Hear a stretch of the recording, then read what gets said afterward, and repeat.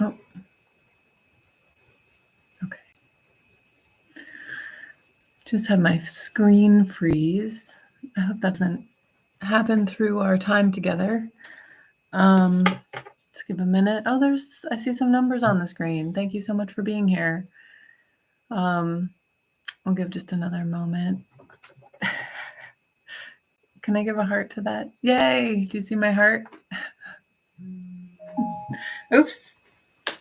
There you go. So we can get started. This has been a minute of an extra moment of waiting, and of course this will be here on the replay, and of course I might talk infinitely. So this is Let's Talk Tuesday. I love doing this live stream. It's supposed to be like a Q&A kind of thing, but it really just kind of turns into me talking and getting feedback later. So definitely feel free to ask questions or do whatever and interact as much as you would like. Thank you so much for being here. So the theme for this month is infinity. And each month I pick an area that calls out to me. I have a giant list in my phone just in case I can't think of something or something doesn't show up of things that I quantify of pieces of wellness. I use that catchphrase quite a bit because I feel like there are many, many pieces of wellness. I think there's not ever one answer for anyone as far as creating their wellness motivation or taking the first step in their journey. Not everybody's first step is the same. Not everybody's reason for taking the first step is the same. It's infinite. It's going to get annoying. I'm going to keep saying it. But the and I keep that as the theme. The blog has that theme. The content has that theme. The short videos have that theme. And infinity is this really great thought and this really great experience for thinking about something being infinite and like what comes up with that thought. And I don't know if that is making sense, but I feel like so. And the focus of Let's Talk Tuesday is finding an anchor in infinity, because we. Hey, Melissa and Marilyn, wonderful, wonderful. I'm so glad to see some people here. This is great, and I appreciate you saying hello. I'm gonna give some hearts over here because I just figured out how. Thank you very much. So the feeling of infinity, I feel like when I do the dishes, it's like this infinite responsibility. There's going to be more dishes 4 seconds after I finish clearing the sink, and it's going to be, clean and nice for about maybe 10 minutes. And I have it in my head that this is just for now. So I have an anchor in this, I'm going to enjoy this for this moment. I think I also have a lot of reassurance of like that's one of my least favorite tasks with the house. I think because it's like instantly just like undone. I don't have a dishwasher or anything. So like everything goes in the sink. And I cook a lot. So it's just, nonstop. So I feel like it's like decluttering, motivational stuff that I've listened to in this last year. How to keep house while drowning. There's another one that was a lot more recent that I can't remember the name of. And so many of those resources, that genre, are do the dishes. Just do the dishes. Just it'll make a world of difference. Just if you're going to do anything, if you're going to invest any amount of effort, do the dishes. So all of that kind of gives me this motivation where I can stay anchored to the fact that it's never going to be done, Or I can find something where I can tether to, kind of the same anchoring, tethering, tying my rope of hope to something where, you know, this is my effort for right now, for 10 minutes. Even if I'm not done in 10 minutes, I'm just going to stop because the dish thing is going to be full and I'm probably going to want to break. Many times if I start, I like actually go and find more dishes to just try to get them all done once my hands are wet and yucky. But that's an example. The doing the dishes thing is an example of how that journey is with our wellness. And, you know, however crowded the sink is with dishes, and however, you know, overflowing it is onto the counter, however scattered they are, whatever the dishes look like, how crusty the stuff is on it. It's all different for everyone and every moment. You know, one day there can be ones like that. The other, you know, next time it's just a bunch of glasses to rent, you know, to clean out real quick and be done. Every day we have to be approaching our wellness, and that might feel really overwhelming. That might feel depressing. There's an emotion that can show up with that. And that helps us spotlight what the emotional baggage is that we might be carrying and might be affecting everything that we're seeing. I don't have my glasses on today, but I think it was yesterday I did a video about having the glasses on for abandonment. And I've worn glasses for pretty much my whole life. I got them when I was very young. And, you know, I don't see them. I don't pay attention to them. Even when they're not there, I pretend like they're there and I pick them up and I try to like hold on to them and, you know, my like thinking mode of moving my glasses around. We don't see them anymore. I feel like I feel them and they're not even on my face. And that's very similar to the experience of the trapped emotion or the emotional baggage that we carry. It's affecting us and we don't realize it. It's become this state of our being where I say this a lot, that Joe Dispenza, the bad moment, the bad day, and then how that bad moment can turn into the bad day, which can turn into a mood, which can turn into a trait, which then can find you being identified. Your personality can become part of this emotion. Sarah's a very angry person. Sarah doesn't trust anyone. She's got abandonment issues. She's got anxiety. She's got that emotion, this experience in this bad day. I like to say I stepped on the Lego in the morning. That Lego can affect us for a decade or more without us even realizing it. It just was the moment. It just creeped in there. It was the perfect storm where this thing got created. And I really just accepted it. I really just embraced it.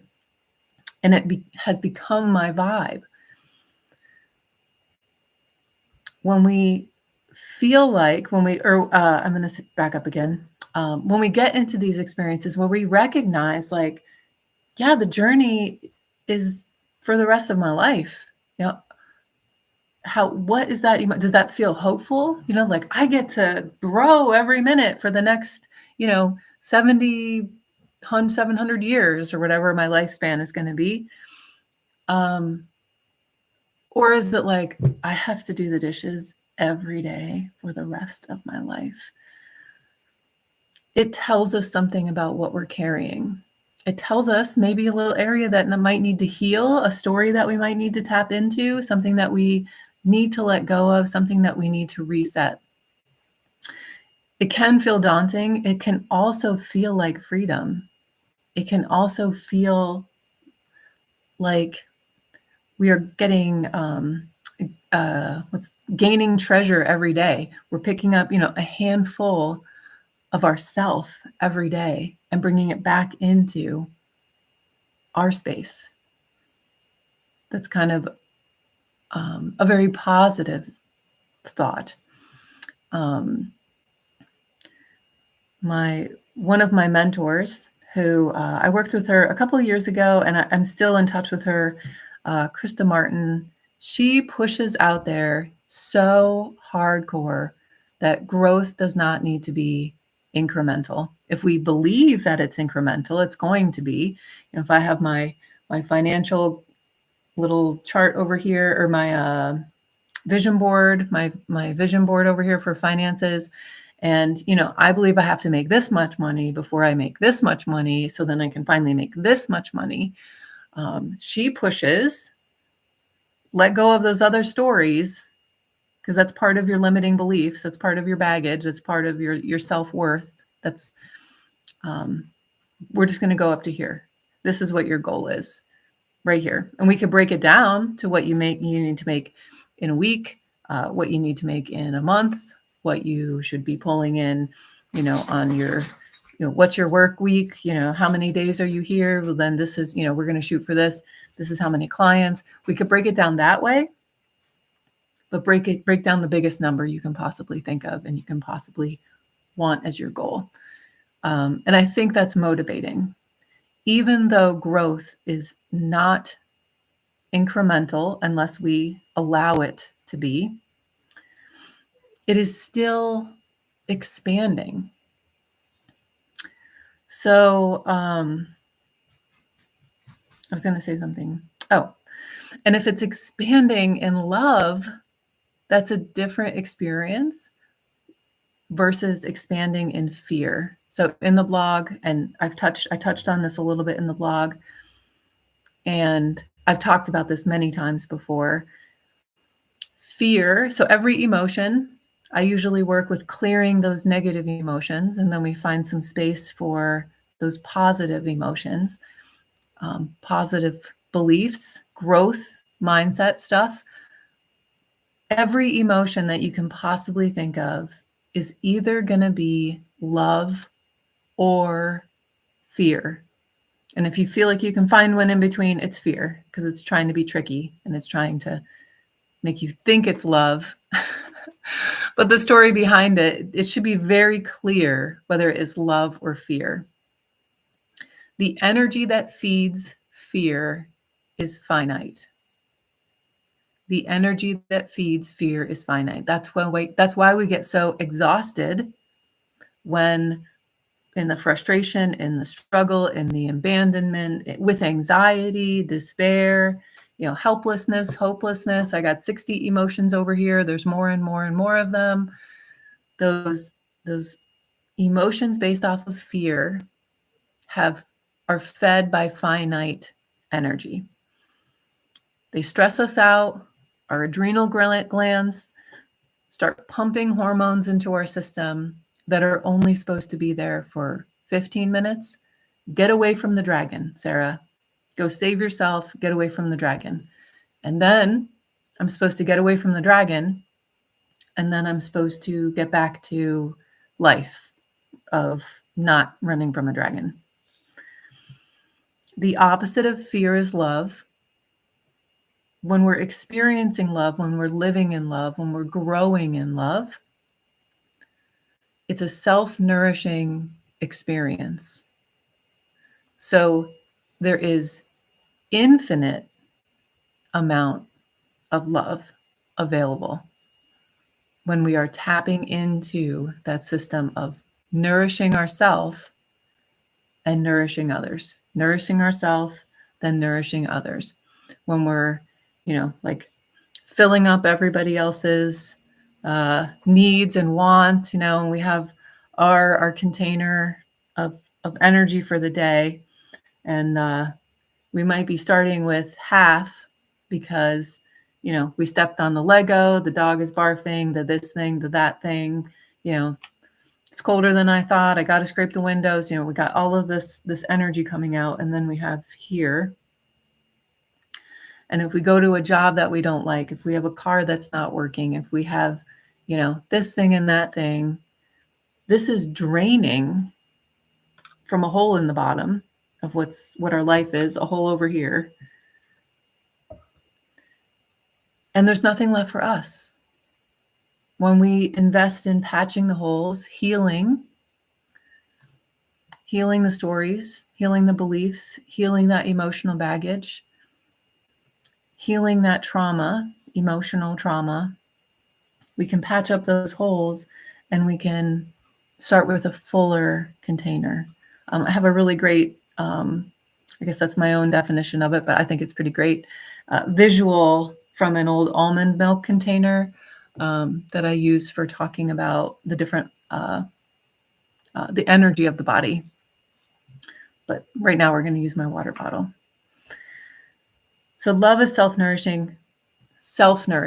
So we fill our cup up first, and then we will have so much more to give coming from a full cup. And I feel like, I hope all of everyone out here, I have experienced that, like, when we're in the zone, I hope that somebody has been in the zone with like a hobby, or decluttering, or maybe even doing the dishes. I guess I can kind of get in the zone with that. You know, I love my firewood. I love my projects for fixing things, and time. Oh, and when with cows, or doing something with the animals, and I have time, I have nourished myself and patched all the holes in my energy bottle there. When I can just be there, I don't have to be rushing around doing whatever. Time just goes away. I have no idea how long I'm doing firewood sometimes. I have, especially when I'm not using a machine, so that's not running out of gas, or needs some kind of um, its own nourishment. When I'm just stacking or moving firewood, it just is this moving meditation. And my thoughts are usually just overflowing of ideas for, what to write in the blog, what's next month's theme, what does this, thinking of this thought, how might that be teaching me something? What am I going to say at the workshop and at the library? There's this flow that takes over, and it's this very beautiful experience of I think living in love. Nothing else exists during it. That's exactly right. Whether you're reading a book or painting, I feel like, and playing music, I feel like the artist expression, that creativity, is our own love inside. We're letting that escape and come out. And that's exactly right. Nothing else exists. It is such a beautiful experience. And Christina, I'm so glad that you have been there too. It's amazing. And then we have those other experiences where it's like, that was seriously like 7 seconds. It felt like it was eternity. I cannot stand listening to this person talk anymore. Like the negativity, the grumpiness, the complaining, or we've all had those other experiences, and those are draining us. That's those experiences of some kind of negative, not love, flowing in and out of our life. And we've probably all had those experiences as well, where those seconds, we can like feel the second hand, like just, see it for 10 seconds, flipping over to the next, like, and it feels like it doesn't even make a minute after it goes through a minute. And in those experiences, we have them, and we can appreciate the awesome times a little bit more when we get through those grumpy times. We can recognize infinite opportunities that we have, as far as, we're always products of our environment. How is my body reacting to this environment? Am I chained to the wall? Probably not. Hopefully not. So we can probably remove ourselves from that environment so that our body can react in a more positive way. So lately, I really feel like I'm in a zone, and I want to share this really quick. The theme is infinity. Infinity has that symbol. It's on the thumbnail for this Let's Talk Tuesday, where it's like an 8 on its side. The infinity can also be expressed in the energy of the yin and the yang, the black and the white, kind of like comma shape. I can't really do it with my hands. I'm going to show you a picture of it in just a second. There's a dot of white in the black area. There's a dot of black in the white area. to help encourage this even spinning and this momentum that when it's balanced, it can self-nourish and it can be perpetual motion. And our body in the Chinese medicine is designed to go through what's called the cycle of tides, where qi, which is represented with that yin and the yang, flows through our systems in this cycle of tide. We have a high tide and a low tide. And when we're in this self-nourishing experience, when we're in that flow of love, all the other gears are turning as well. We're going to talk about chakras tomorrow. They have their own energy, their own momentum, those wheels of life inside of us, the center body. The momentum of qi flows better, flows more free. And the physical things, our blood pressure can come down. Our blood actually responding to stress can become thicker than it needs to be, especially if we're eating the wrong foods. That's when I get psycho about that. I'm just going to not talk about that infinitely. But we can have thicker blood. It can be offsetting our lymphatic flow. Our lymphatic flow is an open system, so there's nothing pushing that lymph into where it needs to go other than our movement and the quality of that interstitial fluid. If it's too thick, it's not going to go anywhere. The cerebral spinal fluid, inner ear fluid. This is all related to hormone reaction. It can get thicker or thinner depending on hormones. When it's thinner, we can be losing balance. We can have the vertigo. The motion sickness. This can be responses from stress. So when we're stressed, we are not in the flow. That fear keeps us from the flow. It's kind of catchy. So I'm like going through these books that my friend is getting rid of, which I'm going to have a ton of them at the library tomorrow at the class. So if anybody wants any of them, they'll be there to take for free. And I'll actually ask the library if they might want a donation for them, but whatever, we'll figure that out tomorrow. So I'm looking through the books and I see the yin and the yang here. This is a book about Reiki, which I love reading these things. And here is this symbol reminding me of how this infinite experience is also expressed in these other ways. And when we have a conversation with somebody that is on our level, when somebody that is into it, when somebody has experienced the relief, when somebody is on the journey, I've washed the dishes. I don't care. There's going to be more dishes. I'm going to keep washing the dishes. I'm going to keep showing up. How do you show up? What's working? That's infinite energy. That is love. And then we can talk to somebody where it's not this experience of this flow of excitement. And it's like, oh yeah, I tried that once. I don't know. Like, oh. And even just saying that, the energy is so low. That energy is so daunting. That energy is so stuck. It's not flowing. It's not self-nourishing. That person, it's nourishing something that is trying to find more energy because it's some kind of branch of those emotions of fear. And I almost imagine that energy is like consuming us. I feel like it runs out and then it starts consuming us, like the capital S, self. It starts consuming self. Okay, so I wanted to mention love and fear. And I think that's about it. I feel like these things, these emotional things I think they're such a big thing. I mean, it was such a game changer for me to finally be in a place where I found the emotion code. I found working with Dr. Nelson, training with Dr. Nelson so many years ago. It was actually with him. And I feel so fortunate to have hit that. And, we're always arriving exactly in the moment that we need to be there. That was my moment 7 years ago, 8 years ago, something like that. I don't know.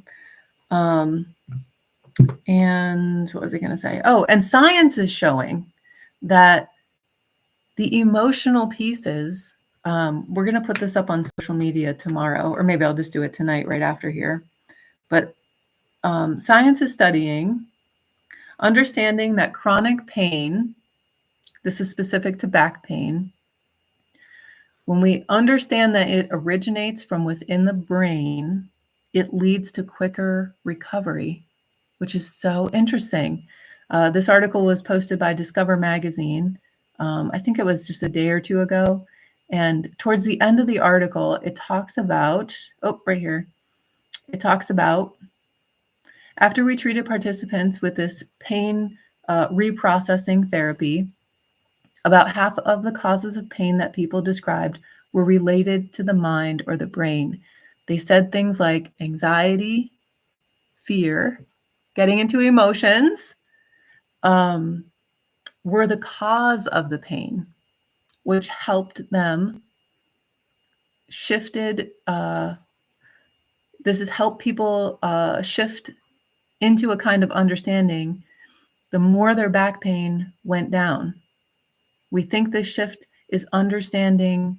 We think the shift in understanding reduces fear and avoidance of pain, which can tamp down the pain pathways in the brain and promote healthy, pain-reducing behaviors that are going to further nourish this.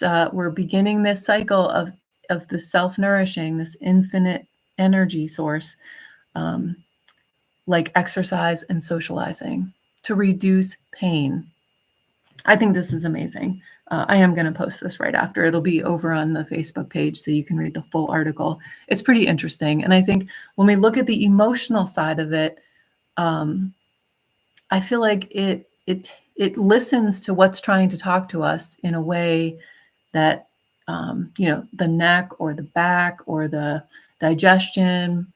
I treat all chronic pain the same, emotional, physical, and psychological, the stuff in our life, the financial struggle, the relationship struggle, the career struggle. It's all pain. And I do believe it's all from inner belief systems. It's what we're having the vibration, have the vibration with. Christina, of course you are interested in it. You eat this stuff up and I love it.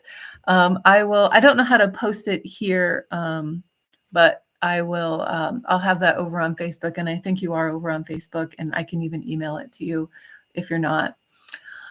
So this is wonderful to have a crowd, to have some comments. Anybody have any questions or anything they want to say about infinity or infinite energy or love or fear? I will email that. Yes. Awesome. Anybody want have any comments? This is so fun to have things to read and things to look at.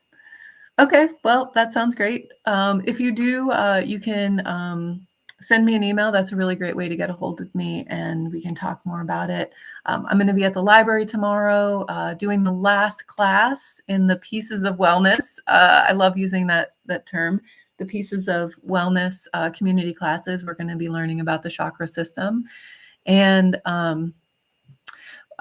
let me know if you are not signed up and you want to come. It's a free offering to the community. I was fortunate enough to tap into all of my community outreach and get a grant because of it. So that felt really great. And yes, Christina, thank goodness you're going to be there. And that's the last class in that series. I do have upcoming classes with Infinity Foundation. Those are going to be a virtual thing. And there is just a ton of stuff going on. Check out the website. The upcoming events are the things that will be this month. There's also like scheduled ahead. I feel like they're called, let me look. They're called, I don't know why I can't remember. Current events and upcoming events is what they're called. And then we have stuff scheduled out into the end of January with things to do. But we have another group healing session coming up that's going to be live streamed on Instagram and YouTube. That's another task for this evening I'm going to take care of. You'll see that posted on Facebook and YouTube. Okay, Marilyn, that sounds great. Maybe we can see you tomorrow. And check out the events page and connect with me. And I will see you all again very soon. Thank you so much for being here. Endless, infinite love and gratitude. And I am going to go read the blog again. I'm going to push that again. I get so proud of writing those things, and it makes me excited when people read them. Okay, thanks so much, everyone. I will see you again real soon.